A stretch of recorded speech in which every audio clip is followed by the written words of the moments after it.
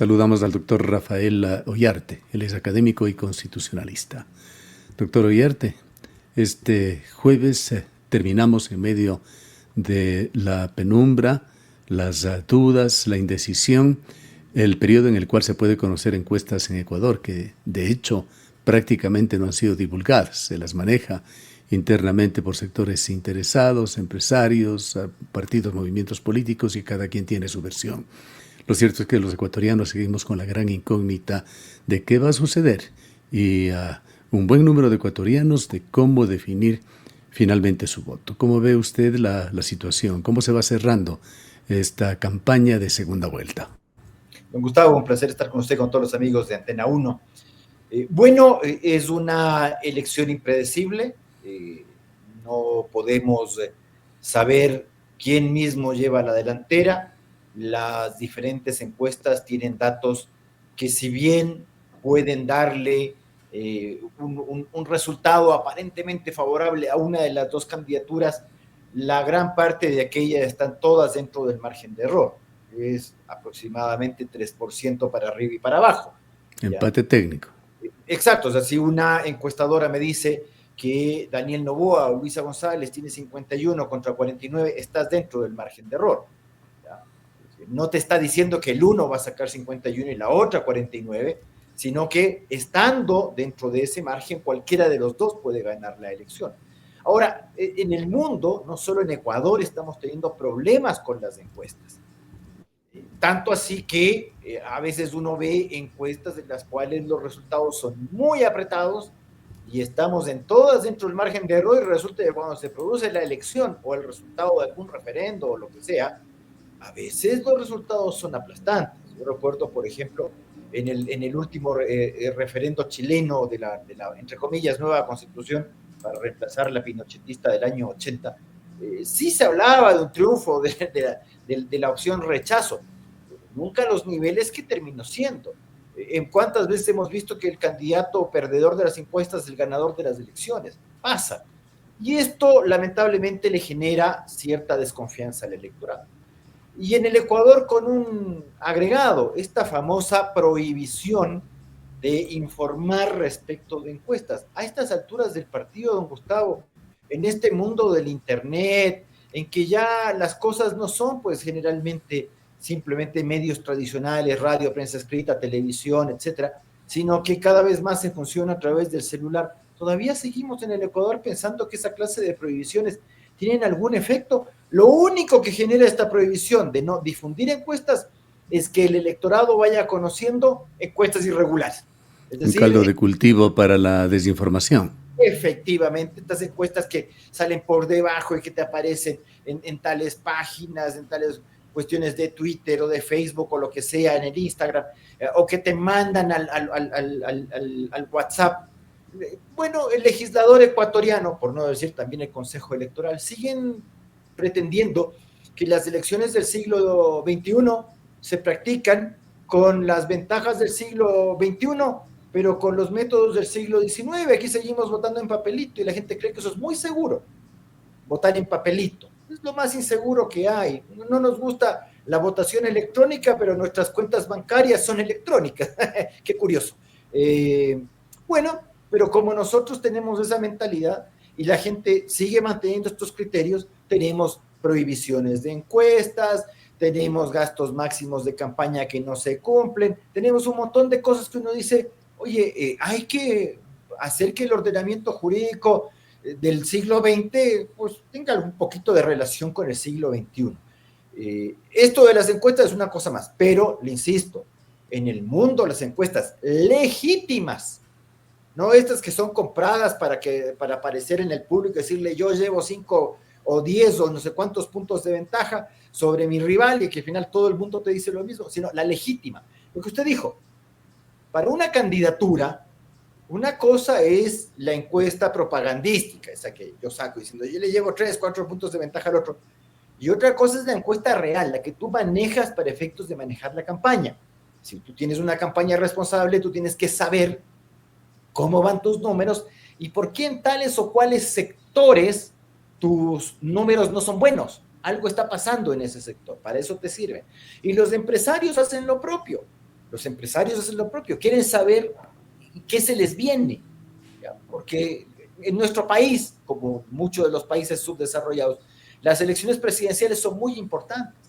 ¿Por qué son muy importantes? Porque gana el uno o gana el otro, no es que la cosa va a seguir más o menos igual. A ver, Estados Unidos, ganó Trump. Las decisiones de Trump, ¿a quién afectan más? ¿A los Estados Unidos o a los demás? Todos hoy día estamos hablando de los aranceles de Trump, y usted ve cualquier noticiero ecuatoriano, peruano, colombiano, chileno, argentino, de donde sea, europeo, hablando de los aranceles de Trump. ¿Y en los Estados Unidos hablan de los aranceles? No, es una cosa menor.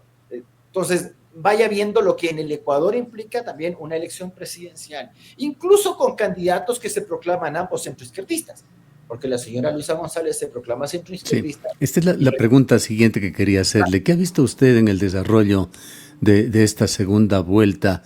¿Se han ido definiendo a lo largo de sus actuaciones, de sus declaraciones y también las de sus coidearios algunas señas de identidad, algunos atributos, características específicas que den cuenta de que efectivamente estamos ante dos opciones políticas, económicas, de visión social? No, en realidad, más allá de la proclamación de ambas candidaturas como centroizquierdistas, hay una cuestión: ninguno se define ideológicamente. Hay cuestiones tan curiosas que la gente se preocupa mucho del tema económico, pero en el tema económico las campañas suelen ser, cuando no mentirosas, calladas. Nunca te dicen la verdad de la milanesa. Es una excepción. Ya tienes que caer como Argentina para que llegue un candidato y te diga: aquí hay que hacer esto, hay que entrar a operar de este modo. Porque así somos los iberoamericanos. No nos gusta que nos digan: verá que va a haber que aumentar un poco de impuestos, vamos a tener que reducir el gasto. Esas son cosas que no te ganan una elección en Iberoamérica, salvo que ya estés prácticamente en la morgue como nación. Ahí sí la gente dice: bueno, hay que asumir y ya hemos farreado lo suficiente, ahora hay que pagar la cuenta. Entonces te eligen a los Milei. Entonces la consistencia ideológica no es algo que caracterice generalmente a las candidaturas iberoamericanas. Alguien dirá, por ejemplo, que el señor Nayib Bukele es de derecha. Fíjate de dónde salió Nayib Bukele, pues Nayib Bukele no salió de Arena, pues, de la Acción Renovadora Nacionalista, el partido de derecha de El Salvador, sino que salió del FMLN, el partido de izquierda marxista. De ahí sale, luego se aparta, es cierto. Pero la inconsistencia ideológica es muy ventajosa para un candidato, porque le permíteme la expresión, dorarle la píldora a la gente, es decir, contarle la parte bonita, lo lindo que nos va a ir, lo bueno que vamos a hacer. La segunda parte no te la cuento. Pero ante esta falta de identidad, le pregunto a usted, acercándome a lo personal, ¿es que le da igual o le daría igual a usted votar por cualquiera de ellos? No le he dicho eso. Porque además uno no habla aquí a título solo para uno. Pues yo quiero escucharme a mí mismo, me miro al espejo. Lo que le digo es que al elector, eso es lo que siento yo, al elector que intenta votar con responsabilidad le sale muy difícil esto. Uh-huh. Entonces, a la larga tenemos una campaña en la que el uno le dice a la otra: Luisa la desdolarizadora, y Luisa te desdolariza, perdón, y la otra le dice a Novoa que es un misógino. Entonces, si la cosa es así, y bueno, ¿y qué vamos? Ningún candidato te responde si el día de mañana, que son cosas que pueden suceder, pues perdónenme, es que pues no podemos pretender de que el Ecuador está fuera del mundo y que aquí no pasan cosas. ¿Qué tal si el día de mañana se te desploma el precio del petróleo, tus ingresos disminuyen y te empiezas a quedar sin dólares físicos? ¿Cuál va a ser tu salida de esto?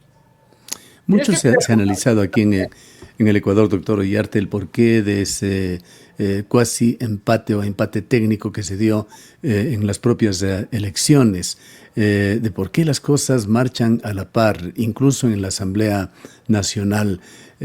Aunque muchos dicen que esto es algo superado, otros dicen que debemos superarlo, ¿no es un signo de que sigue primando en Ecuador el correísmo y el anticorreísmo como claro, diferenciación política? Efectivamente, que parece que sigue imperando y seguirá imperando ese tema de correísta, anticorreísta. El problema es que mismo es el correísmo. Porque si Noboa es el anticorreísmo, tiene mucha gente de Correa al lado de él. Gente que ha sido abogados de Correa, asambleístas de Correa, gente del Consejo de la Judicatura de Correa. Es decir, si el anticorreísmo es esto, ¿qué es el correísmo? Y dentro del correísmo también, o sea, uno ve cosas que piensa mal y acertarás. Dentro del correísmo cabe esa pregunta que ha tratado de ser debatida, incluso refutada, de si Luisa González y Rafael Correa serán lo mismo, o será Luisa No, González una persona, un presidente manipulado de adorno, y sabemos ya quién pretendería gobernar el país. solo recordemos que Lenín Moreno era el títere, Lenín Moreno era el manipulado, Lenín Moreno era el sumiso, Lenín Moreno al poder, Rafael Correa al gobierno. Eso era Lenín Moreno. Y resulta que no fue así. Porque aquí no solo un tema de lealtad, es un tema de ausencia ideológica dentro de esos momentos. A ver, por ejemplo, si Rafael Correa está tan comprometido con la candidatura de Luisa González, la entrevista que hace el periodista Rafael Correa, y se lo digo con toda la ironía del caso de alguien que inició un proyecto de ley de comunicación estableciendo que las actividades periodísticas tenían que ser realizadas con periodistas con título. Pues yo supongo que el señor Rafael Correa en Rusia TV hace ese programa de entrevistas porque tiene título de periodista. Porque le Debería pides esto. practicar lo que predica. Es que eso es el país, esos son los políticos del país. Yo te exijo a ti lo que no me exijo para mí. Y el señor le hace una entrevista al torpe señor Patiño, a este señor que es asambleísta electo, y se ponen a hablar del dólar. Y la gente, porque ellos me podrán decir, no, es que estábamos hablando de la hegemonía de los Estados Unidos y el dólar. La gente, ¿qué te está diciendo? Tú me estás diciendo, me estás criticando al dólar porque me quieres desdolarizar. Gran favor que le hace, pues entonces, a su candidata Luisa González, pues qué bueno que la señora va a ser un títere de Rafael Correa cuando Rafael Correa se dedica a ponerle minas a la campaña, porque la oposición hábilmente, bueno, no se quiere ser muy hábil, hay que ser bastante tonto para saber, para no creer que eso, el contrario te lo va a utilizar. Como de la campaña de Daniel Noboa, no van a creer que el correísmo va a utilizar que en vez de irte a Esmeralda estás de fiesta y estás de chupimbol, pues es lo que hay. Esos somos. No tenemos partidos políticos, no tenemos consistencia ideológica y a veces parece que cada uno adentro quiere perder. ¿Por qué? Porque a veces ocurre que el país está en tales condiciones que no quieres ganar la elección, porque no quieres tomar el toro por los cuernos, porque sabes que esta cuestión en un momento se te va a reventar y no quieres que seas tú. Entonces, y además que el señor Correa es un señor personalista, sobre él no hay nadie más, entonces le pasó a Arauz. Bueno, Arauz también se creía la divina pomada y a veces parece que la gente pierde el sentido de las proporciones. De repente puede ocurrir que la señora Luisa González también crea que el 44% de la votación es de ella.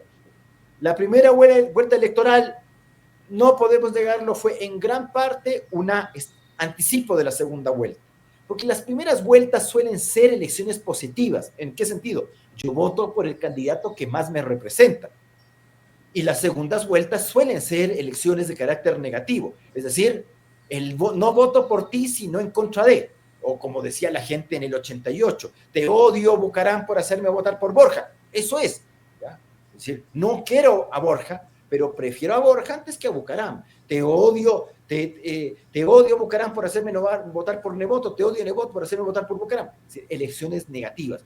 Y hubo mucho voto negativo en la primera vuelta electoral. Nadie se va a creer tampoco la especie, y no lo hacen al interior de los movimientos ADN y de la RC, de que hay un 44% de correísmo en el Ecuador, hay un 44% de novoísmo, llamémoslo así, en el Ecuador. Es voto rechazo, y mucha gente ahora acrecenta el voto rechazo. Es decir, voy a votar por Noboa porque no puedo votar por la RC, y no voy a anular porque esto le ayuda al otro.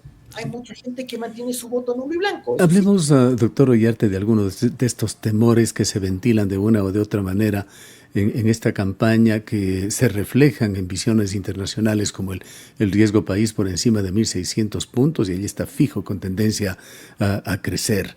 ¿Hay garantías en Ecuador de que continuemos con este sistema defectuoso, pero el menos malo, con un sistema democrático? ¿Se justifica de alguna manera esa creencia generalizada de que si el correísmo vuelve, viene para quedarse?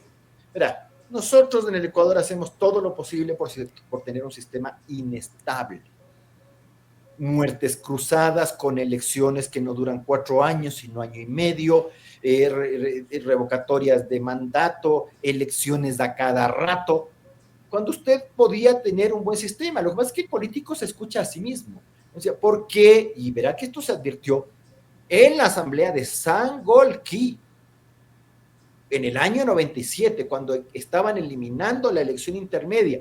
Algunos fuimos a la asamblea de Sangolquí y ¿qué dijimos? Dijimos, no elimine la elección intermedia, la elección parlamentaria intermedia, por 2 razones. Primera razón, los gobiernos se desgastan muy rápido en Ecuador. En ese momento había mucha crisis, 80s, 90s, teníamos muchos problemas. Y la elección intermedia era una elección de desfogue. Entonces, ¿usted cómo le castigaba al presidente, por así decirle? ¿Cómo le castigaba al presidente de turno? En las urnas. Como eliminó la elección intermedia, ya no le castiga en las urnas, sino en la calle. Entonces, salimos de la elección intermedia a votar. Entonces, en vez de votar con B pequeña, a votar con B grande, a votarle al presidente, a hacerle el problema, porque no tienes una vía de desfogue. Entonces, de gana eliminó esa cuestión. Segundo, como no tiene sistema de partidos, sin elección intermedia, resulta que al rato se te empieza a desgranar la mazorca. Pues entonces, ya veremos a partir del 14 de mayo, sabiendo ya quién es el presidente electo, cómo se van desgranando los... ¿Cuántos si gana Noboa? ¿Cuántos de la RC se pasarán a las filas del oficialismo?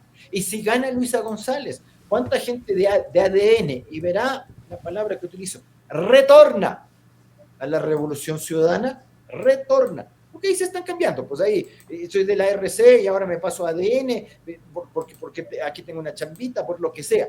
Ya veremos lo que ocurre eso. Es decir, a mí más que el día 13, me preocupa lo que viene después, es decir, cómo vamos a tomar esta cuestión. No tiene elección intermedia. Y claro, como usted se pasa de elección en elección, en elección y consulta popular, los dos incluso hablando de asamblea constituyente, como que es fácil decir asamblea constituyente, pero salga Pato Gallareta, porque primero tengo que ganar la asamblea constituyente. Tengo la certeza de que yo voy a ganar, voy a tener una mayoría absoluta para yo no imponer, pero sí por lo menos tener una mayoría que defienda mis ideas. Pero más importante, ¿tengo alguna idea de lo que hay que hacer con la Constitución? ¿Qué es lo que hay que cambiar? Porque eso de meterle 100 o 200 derechos más, ya estuvo. Pues. Si esta Constitución tiene el derecho a la alimentación, en el artículo 3, y uno sabe cómo allá hay gente que se muere de hambre en el país, o el derecho a la identidad estética, hay gente que ni siquiera ubica. Vea, señor, esta Constitución va a cumplir 17 años, hay gente que ni siquiera sabe inclusión natal, identidad estética, solo le pongo de ejemplo. Pero ¿cómo resumiría usted la vocación? Pero es que si los dos candidatos me están yendo a asamblea constituyente, ¿qué ven los mercados?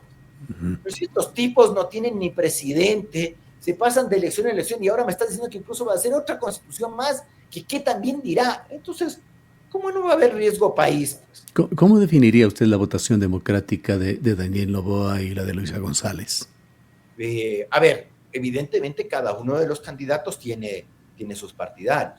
El Daniel Noboa de hoy día no es el Daniel Noboa de hace año y medio, porque hace año y medio Daniel Noboa era el antinada. Y era una persona que no tenía, evidentemente, un gran pasado público.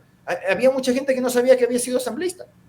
En el periodo antes de la muerte cruzada, pero si fue asambleísta, no tengo idea. O sea, era un nuevo, era el outsider, ya no lo es. Ahora es el gobierno y es, entre comillas, el anticorreísmo. La señora Luisa González tiene su electorado duro, la revolución mantiene más o menos su tercio en el país, ese 30-33%, pero le insisto, hubo mucha votación negativa en la primera vuelta electoral. Lamentablemente, en ambos casos también se sobredimensionan las cifras y luego aparecen las victorias y las derrotas que no son, porque uno dice, objetivamente es 44-44. La una se creyó ganadora y el otro se creyó perdedor solito. Entonces, bueno, votaciones democráticas, bueno, ya veremos cuán democrático puede ser cuando te preocupas mucho del secreto de sufragio, de que no te tomen una foto en la papeleta, pero sí puedes mostrar el voto. Ya veremos cuán democrático es una elección que no es informada. Seguiremos viendo eso. Y cuidado. Los ecuatorianos somos muy democráticos cuando ganamos las elecciones. Cuando las perdemos, no nos aguantamos. Las elecciones se ganan o se pierden. En cualquier país del mundo se ganan o se pierden. Y el que pierde espera la siguiente elección. Aquí no Ahora, esperamos.